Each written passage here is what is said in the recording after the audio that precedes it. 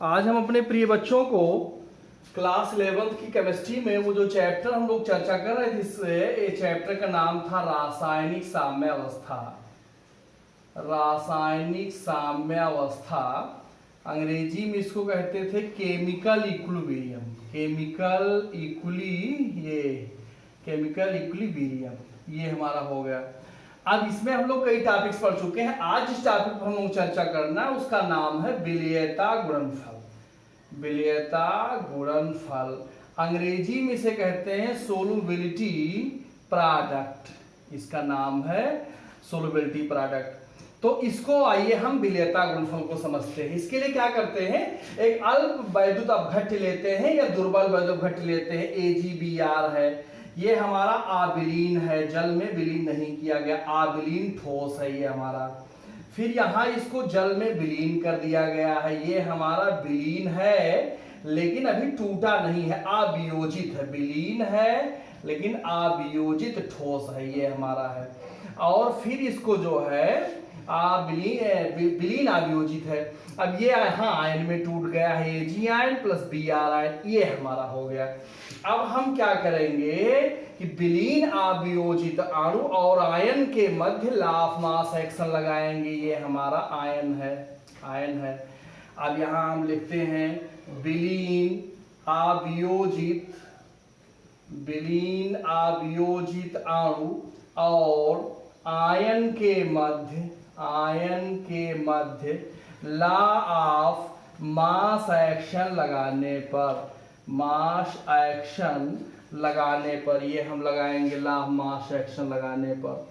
तो जब हम लॉ ऑफ मास एक्शन लगाएंगे तो K इक्वल टू हो जाएगा Ag ion concentration into Br ion concentration अपान AgBr हो जाएगा। अगर इसका क्रॉस मल्टीप्लिकेशन कर दिया जाए तो K into AgBr concentration equal to Ag ion concentration into Br ion concentration, ये इक्वेशन नंबर 1 हो गया। अब चूंकि ये जो आबिलीन ठोस है इसका भी मान कांस्टेंट है, तो हम यहाँ चूंकि स्थान नहीं है तो इसको मिटा करके ऐसा करते हैं, इसको मिटा देते हैं हम लोग। ये जो है यहाँ आगे इसको मिटा करके यहाँ चलते हैं। ये जो हमारा आबिलीन यहाँ लिखते हैं, चूंकि ये जो हमारा आबिलीन ठोस है यह भी कांस्टेंट है, इसका मान भी नियत है, इसलिए AgBr concentration equal to K dash हो गया। अब AgBr कंसंट्रेशन का मान इक्वेशन नंबर 1 में रखेंगे। AgBr कंसंट्रेशन का मान समीकरण 1 में रखेंगे। जब 1 में रखेंगे तो K इंटू K डैश हो गया equal to Ag ion concentration into Br ion concentration हो गया।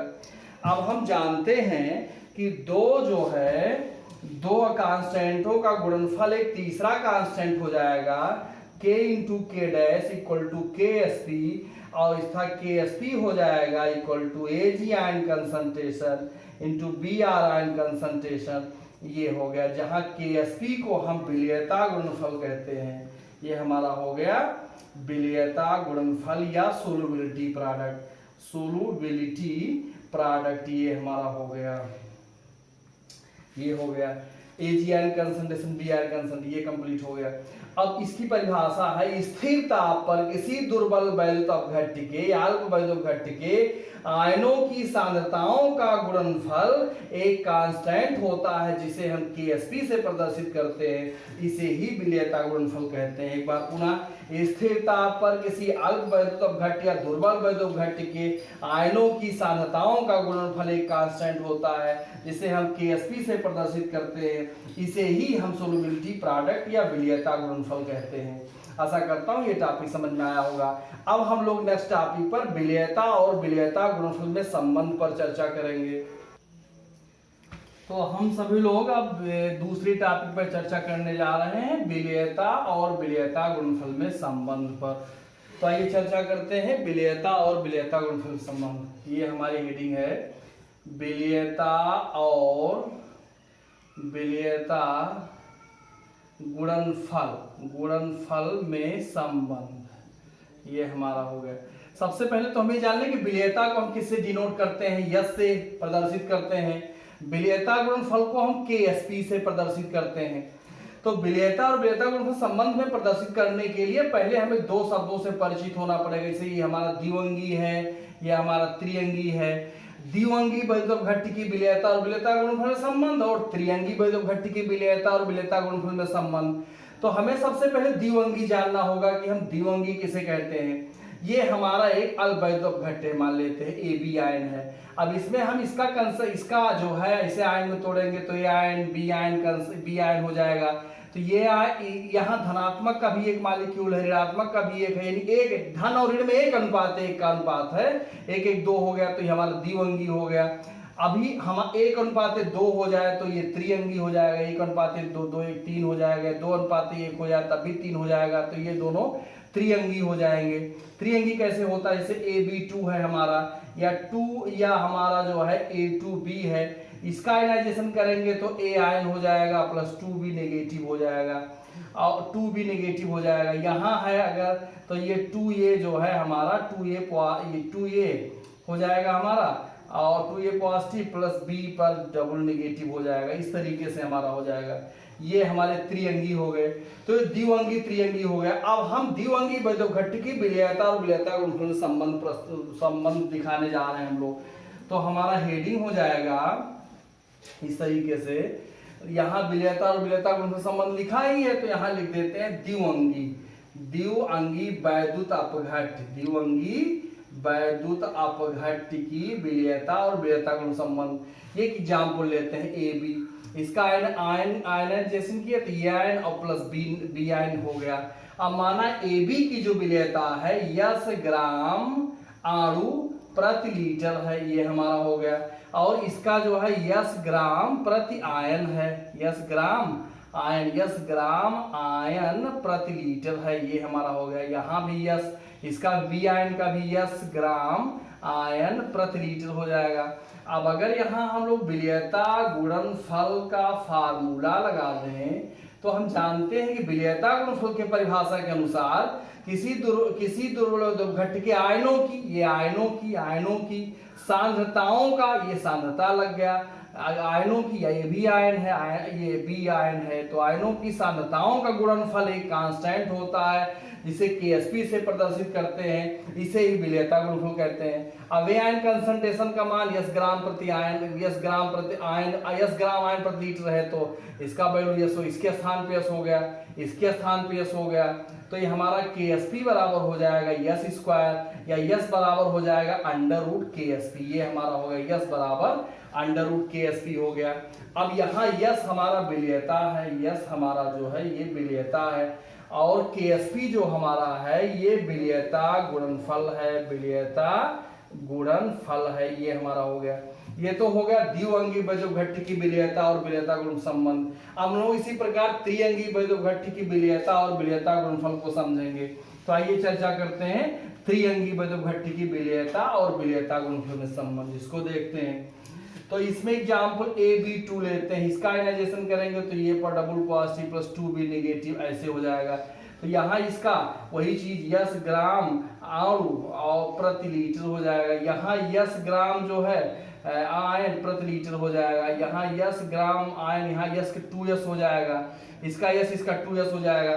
तो यहाँ विलेयता गुणनफल का जब हम लोग सूत्र लगाएंगे विलेयता गुणनफल के अकॉर्डिंग तो KSP बराबर हो जाएगा, इसके लिए A आयन कंसंट्रेशन यहाँ हो जाएगा और इसके लिए B आयन, तो ये हमारा जो विलेयता गुणनफल का सूत्र है इसके अकॉर्डिंग ये हो जाएगा।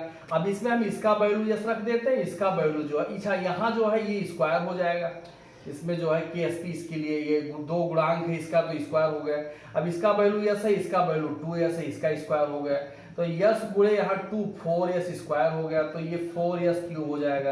यानी यहाँ जो संबंध आ गया KSP बराबर 4s क्यूब आ गया, ये हमारा संबंध हो गया। तो ये त्रिअंगी वैद्युतघट्ट की विलेयता और विलेयता गुण संबंध है। तो आशा करता हूं कि विलेयता और विलेयता गुणनफल में संबंध ये समझ में आया होगा। अब इससे संबंधित हम कुछ न्यूमेरिकल्स की चर्चा कर लेते हैं। तो हम लोग चर्चा करने जा रहे हैं इससे संबंधित कुछ न्यूमेरिकल्स की, ये हो गया। तो ये हमारा यहाँ एक प्रश्न लेते हैं, ये हमारा एक क्वेश्चन है। 20 डिग्री सेंटीग्रेड पर अगर जल में AgCl की विलेयता है, AgCl की विलेयता, ये जो है विलेयता को यस से प्रदर्शित किया गया है। अब AgCl की विलेयता जो है यहाँ 1.435 1.435 गुणे 10 के घात -3 ग्राम प्रति लीटर ये हमारा दिया गया है। और जो है इसी ताप पर AgCl का विलेयता गुणनफल निकालना है। इसी टेम्परेचर पर AgCl का विलेयता गुणनफल हमें निकालना है, यानी KSP हमें निकालना है। अब ये AgCl जो हमारा दिखाई दे रहा है, AgCl को हम तोड़े तो Ag आयन Cl आयन हो जाएगा, यानी 1:1 यहाँ, यानी दो द्विअंगी हमारा है। द्विअंगी का संबंध हमारा KSP बराबर यस स्क्वायर है। तो हमारा KSP हमको निकालना है और यस जो है हमारा दिया गया है, लेकिन जो यस दिया गया है ग्राम प्रति लीटर दिया गया है। अब इसको मोल प्रति लीटर में चेंज करने के लिए, कंसंट्रेशन में लाने के लिए हमको इसमें भाग देना पड़ेगा। तो यस बराबर, यस का वैल्यू 1.435 × 10⁻³ दिया गया था। अब इसमें इसके AgCl के अनुभार से, मॉलिक्यूलर वेट से हमें इसको डिवाइड करना पड़ेगा। तो आइए इसका निकाल लेते हैं। AgCl, Ag का 108 होता है, Cl का 35.5 होता है। ये 0.5 हो गया, 8 5 13 3 3 1 4 143.5 आ गया। इसका मॉलिक्यूलर वेट हो गया 143.5। तब हम इसको भाग दे देंगे 143.5 से। 10 बाद यहाँ 3 अंक, यहाँ भी 3 अंक कर दिया, 100 कट गया। ये हमारा जो है 1 और ये, तो ये हमारा हो गया 143.5 इसका मॉलिक्यूलर वेट है। अब इसको हम का हल कर दें तो 10 बाद यहाँ 3 अंक दिखाई दे रहे हैं, यहाँ भी 3 अंक कर लिया मैंने इस तरीके से। 100 कट गया हमारा। इससे इसको काट देंगे तो ये नीचे 100 हो जाएगा, यानी ये हो गया हमारा 10⁻³ 10⁻² हो गया। ऊपर ले जाएंगे हमारा ये 10⁵ हो जाएगा इस तरीके से। तो यस का वैल्यू हो गया 10⁻⁵। तो ये हमारा KSP बराबर यस स्क्वायर है, इसके स्थान पे रखेंगे 10⁻⁵ का होल स्क्वायर है, ये हो गया, यानी 1 × 10⁻⁻10 हो गया। ये हमारा KSP का वैल्यू आ गया। और जो यहाँ वैल्यू आया था ये इतना मोल प्रति लीटर में आया था। तो जब इसमें ग्राम प्रति लीटर में दिया जाए और हमें सोलबिलिटी प्रोडक्ट KSP निकालना हो तो सबसे पहले हमें मोल प्रति लीटर में कन्वर्ट करना पड़ता है। इसके बाद हम इस प्रकार सवाल लगाते हैं। अब हम नेक्स्ट क्वेश्चन चर्चा करते हैं। आइए तो हम लोग दूसरे सवाल से इसको विलेयता गुणनफल को सॉल्व करते हैं। दूसरा प्रश्न लेते हैं। दूसरा प्रश्न हमारा, यदि PbCl2, ये PbCl2 की जल में विलेयता, यस जो है विलेयता, जल में विलेयता 273 × 10⁻⁵ ग्राम प्रति लीटर ये हमारा दिया गया है सवाल में। यस का वैल्यू 273 × 10⁻⁵ ग्राम प्रति लीटर दिया गया है। अब हमें PbCl2 का विलेयता गुणनफल निकालना, हमें PbCl2 का KSP निकालना है। हम देखिए PbCl2 हमारा त्रिअंगी है, हम जानते हैं KSP बराबर 4s³ हमारा होता है इस तरीके से। तो अब हम क्या करेंगे, KSP हमें निकालना है। तो सबसे पहले तो यस को यहाँ ग्राम प्रति लीटर में दिया, इसे मोल प्रति लीटर में चेंज करना पड़ेगा, क्योंकि अभी भी एक सिद्धांत है। अगर हमें KSP निकालना है और ग्राम प्रति लीटर में ग्राम प्रति लीटर में विलेयता दी गई है तो पहले उसे मोल प्रति लीटर में कन्वर्ट करेंगे, तभी इसमें रखेंगे, क्योंकि उसमें कंसंट्रेशन में रखना पड़ता है। तो ये हमारा हो जाएगा PbCl2 का जो अनुभार है ये 273 होता है। तो यस निकालेंगे तो इसमें 273 × 10⁻⁵ है, इसमें हम 273 से डिवाइड करेंगे इसको, ये हो जाएगा 1 × 10⁻⁵। ये हमारा यस आ गया, इतना मोल प्रति लीटर हो गया। अब हम क्या करेंगे, KSP निकालेंगे। तो KSP बराबर 4s³ होता है। 4s का वैल्यू 1 × 10⁻⁵ दिखाई दे रहा है, इसका होल क्यूब हो गया। तो ये 4 × 10⁻15 हो जाएगा। ये हमारा KSP का वैल्यू आ गया। आशा करता हूं कि हमारे प्रिय विद्यार्थियों को ये चीज समझ में आई होगी, और अगर नहीं समझ में आए तो कमेंट बॉक्स में लिख करके जरूर बताएं, और फिर नेक्स्ट टॉपिक लेकर के हम फिर दूसरे वीडियोस में उपस्थित होंगे। धन्यवाद।